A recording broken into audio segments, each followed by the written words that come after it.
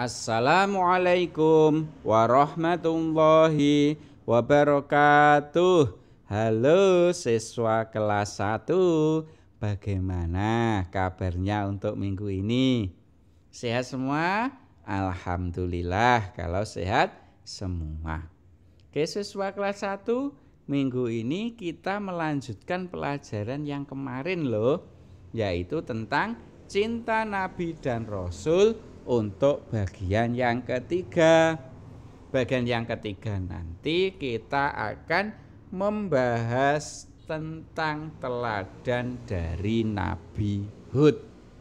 Oke ya, langsung saja kita awali pembahasan kali ini dengan menyanyi dulu ya. Nyanyinya judulnya adalah Sifat Rasul dengan menggunakan nada lagu sholawat ya, yang sholatullah salamullah itu ya. Oke ya, kita mulai menyanyinya. Ayo kawan, coba jawab, sifat Rasul ada berapa? Ada 4 itu jumlahnya. Marilah kita sebutkan. Sifat sidik artinya benar, amanah dapat dipercaya. Sifat tabligh menyampaikan, fatonah cerdas artinya. Oke, itu lagunya ya. Bagi yang pengen menyanyi lagi silahkan, bisa diulangi sendiri. Kita lanjut ya, tentang kisahnya Nabi Hud. Siapakah Nabi Hud? Nabi Hud itu merupakan nabi atau rasul Allah yang diutus Allah untuk menjadi rasul di negeri Yaman. Ayah dari Nabi Hud itu bernama Abdullah. Berikutnya, Nabi Hud itu kaumnya bernama kaum Ad. Kaum apa anak-anak? Namanya adalah kaum Ad.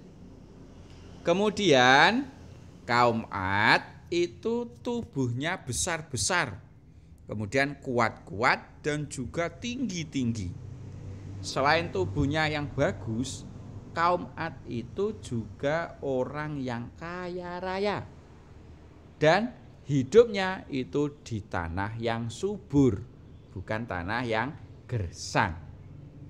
Kaum Ad itu juga ahli dalam membuat rumah yang indah dan kuat. Itu merupakan beberapa kelebihan dari kaum Ad.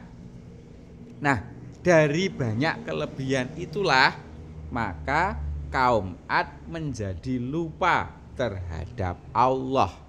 Padahal kelebihan-kelebihan itu semuanya berasal dari Allah.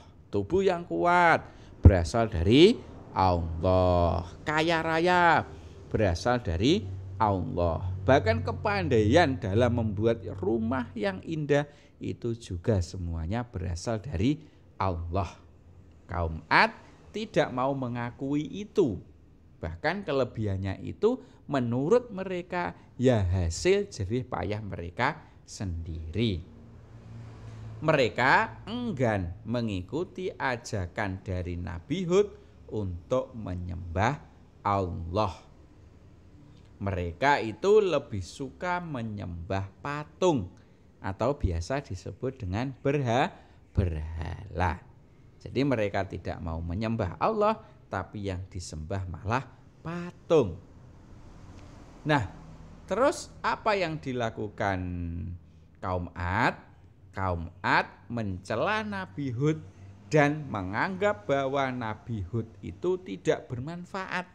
Ya, dakwahnya Nabi Hud itu tidak bermanfaat, sehingga dicela, dicaci maki, dimusuhi oleh kaum Ad. Selain itu, kaum Ad juga mengejek Nabi Hud dan menganggap bahwa Nabi Hud itu seorang yang pembohong. Padahal tidak. Nabi Hud itu adalah utusan Allah yang diperintahkan untuk berdakwah kepada kaum Ad, yang diperintahkan untuk mengajak kaum Ad agar mau menyembah Allah. Berikutnya, Nabi Hud tidak menyerah.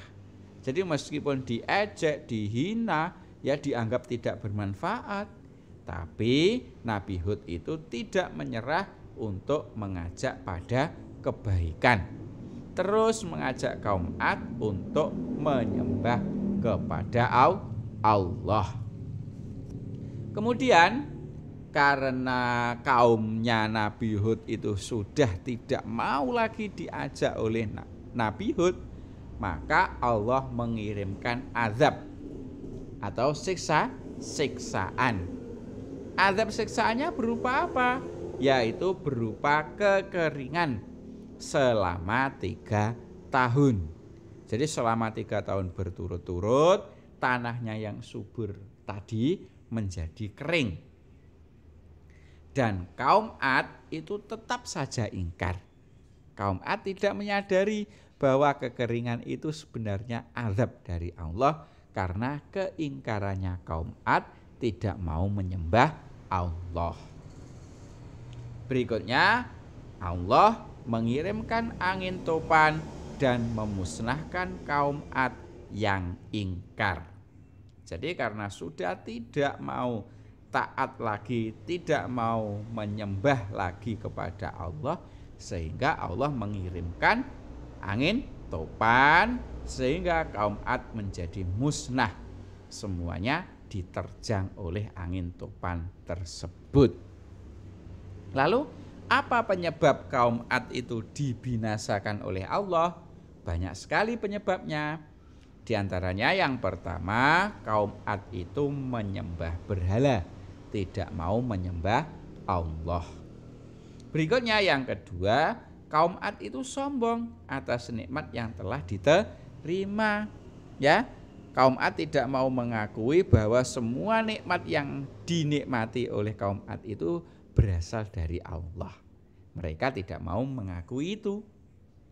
Dan yang ketiga, penyebabnya adalah meremehkan dan menghina Nabi Hud, sehingga Allah mengazab kaum Ad tersebut. Yang keempat, penyebabnya adalah ingkar kepada hari kebangkitan dan kehidupan setelah kematian. Jadi kaum Ad itu ingkar kepada hari kebangkitan. Yang kelima, kaum Ad tidak taat kepada Nabi Hud dan kufur kepada Allah. Dari beberapa penyebab itu, akhirnya kaum Ad dibinasakan oleh Allah. Berikutnya, tentang sifat-sifat Nabi Hud. Setelah kita mengetahui cuplikan kisah singkat dari Nabi Hud itu, ada beberapa sifat Nabi Hud. Yang pertama, Nabi Hud itu merupakan orang yang sangat sabar. Meskipun diejek, Nabi Hud tetap sabar.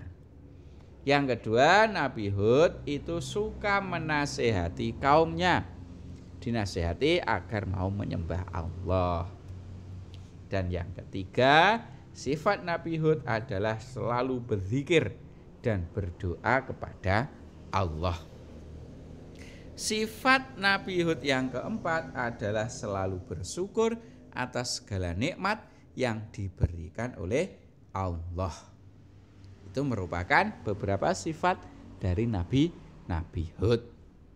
Sekarang pelajaran apa yang bisa kita ambil dari kisah Nabi Hud tersebut? Yang pertama, yaitu kita harus selalu bersabar dalam menghadapi cobaan. Maka kalian juga harus bersabar dalam menghadapi cobaan. Misal diberi sakit, ya harus sabar. Ya, sakit itu datangnya dari Allah. Itu merupakan cobaan Allah untuk kita. Maka kita harus bersabar. Yang kedua, pelajaran yang dapat kita ambil dari kisah Nabi Hud adalah kita harus mempunyai ilmu yang luas. Caranya bagaimana? Caranya ya belajar dengan rajin agar kita mempunyai ilmu yang luas. Yang nomor 3, pelajaran yang kita bisa ambil dari Nabi Hud adalah tidak boleh sombong meskipun kita banyak kelebihan.